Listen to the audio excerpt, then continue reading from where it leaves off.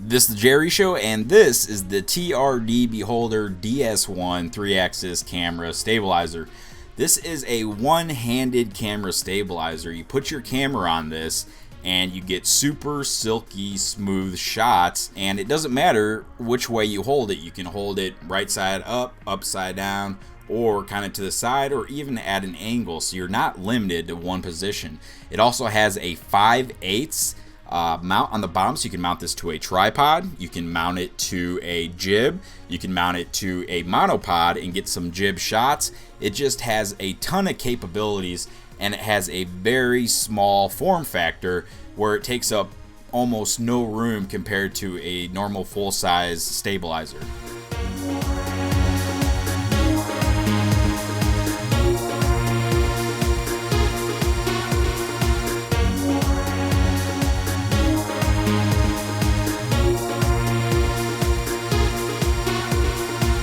Okay, so what's in the box? First off, it comes with a nice padded carrying case. We got bright orange trim on this with some DS1 zippers, but it's padded inside and is a good way to transport the DS1. We also have a section cut out for the included batteries. They have 6 included batteries. The Beholder runs off of 3 batteries, so you have an extra set. They are 18650s.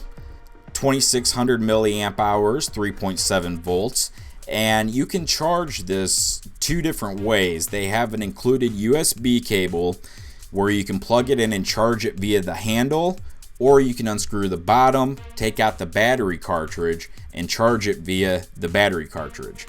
Now, since you have an extra set of batteries, you can't charge the batteries and use the gimbal at the same time.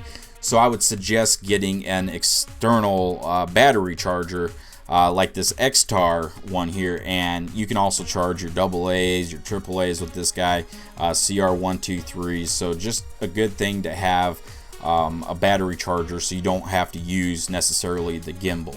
Now they also include a little USB light. I'm not sure how important this guy is because you just plug it into the handle and it turns on. I suppose if it was really dark you could use it. But it's kind of just, I don't know, a little extra thing that they throw in.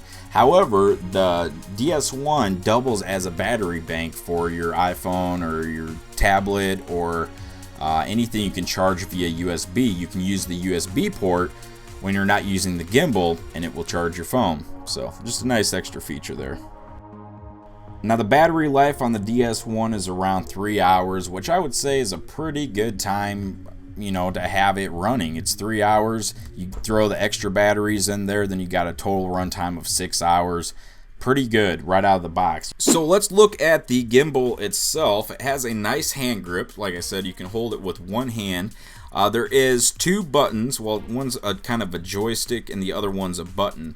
So the button turns on the gimbal and it glows like a green color, and when it dies it will turn red.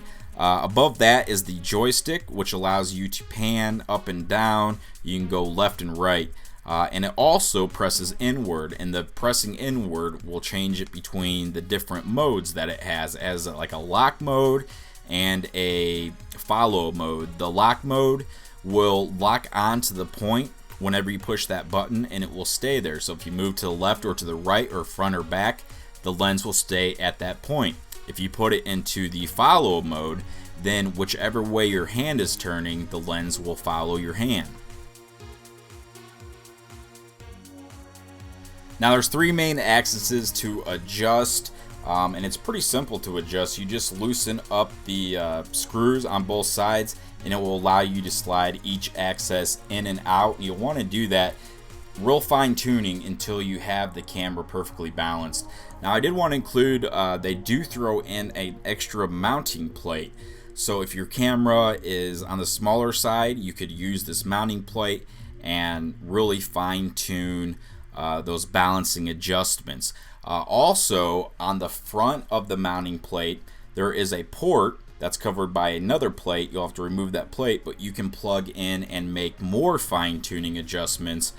You can also adjust how fast the pan and tilt is, and things like that. I'm not going to get too much into that, but you can do that. Now next to that port there's a little button. You double press that each time you switch out lenses or switch out camera bodies. Don't forget, each time you switch out lenses though, you do need to rebalance the gimbal and then press the reset button.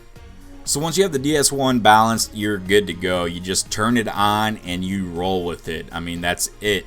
When you switch out your lenses, you'll have to rebalance it, but once you get the hang of balancing it, it's really quick. You can do it. I can do it pretty quickly. And plus, depending if your lenses is, they're not that big of a difference, you don't got to adjust it that much. But then you throw the lens on there, you make your quick adjustments, you turn it on, and you go again. It breaks down super tiny. I'm happy with the results. I can't really say nothing too bad about it, except I wish it was a little bit cheaper. But besides that, it's an excellent handheld gimbal, and it gets the job done well. I'll put a link in the description. That's that. Thanks for watching.